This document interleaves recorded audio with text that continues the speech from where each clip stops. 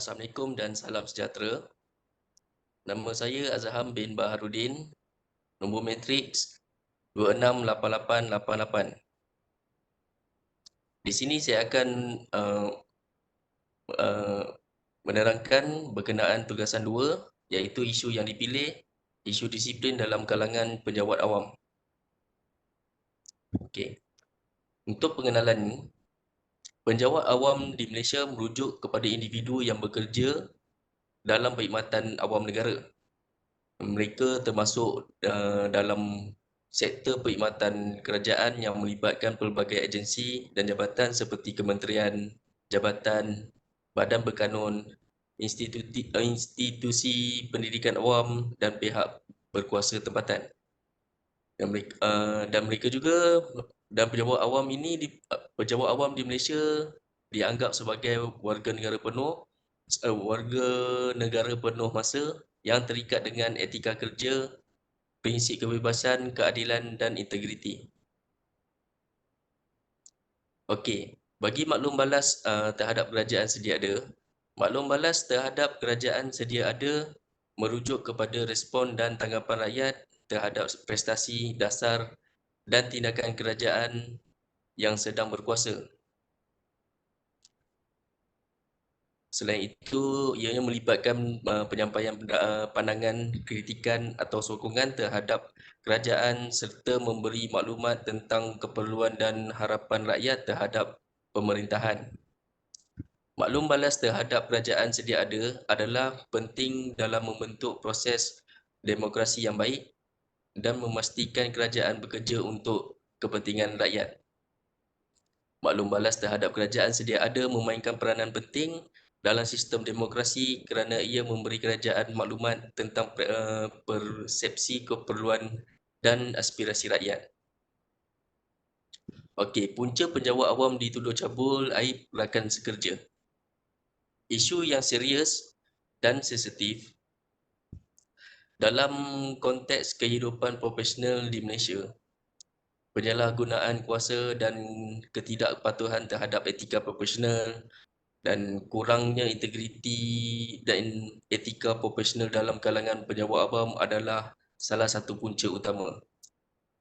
Kelemahan dalam proses pemilihan dan pengambilan pekerja, kriteria dan prosedur pemilihan pekerja tidak mencukupi. Individu yang tidak mempunyai integriti yang tinggi atau sejarah kesalahan serius mungkin dilantik ke dalam jawatan yang memberi kuasa. Okey, di sini kita terangkan sedikit tentang kesan terhadap masalah disiplin dalam kalangan pejabat awam, terutama kes cabul. Yang pertamanya, isu yang serius yang memerlukan pemahaman dan penjelasan yang teliti. Kesan pertama yang perlu diberi perhatian adalah penurunan keyakinan dan kepercayaan terhadap pejabat awam dan institusi awam secara keseluruhan.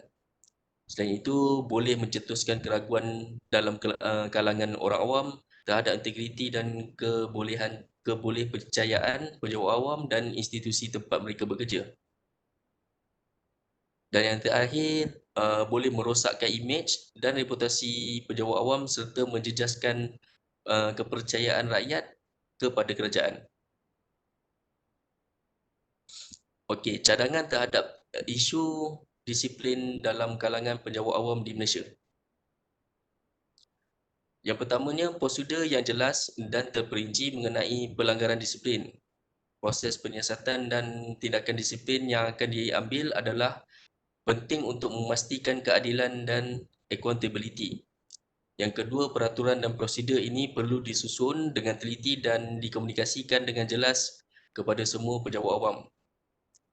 Manakala yang terakhir, penubuhan unit khas yang bertanggungjawab untuk pemantauan dan penguatkuasaan disiplin dapat membantu memastikan keberkesanan proses disiplin serta memastikan tindakan disiplin yang diambil sesuai dengan pelanggaran yang dilakukan.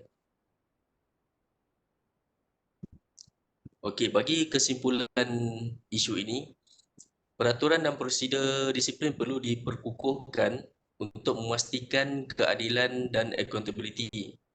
Yang keduanya, pemantauan dan penguasaan disiplin perlu dipertingkatkan melalui penubuhan unit khas dan pemantauan prestasi yang berterusan.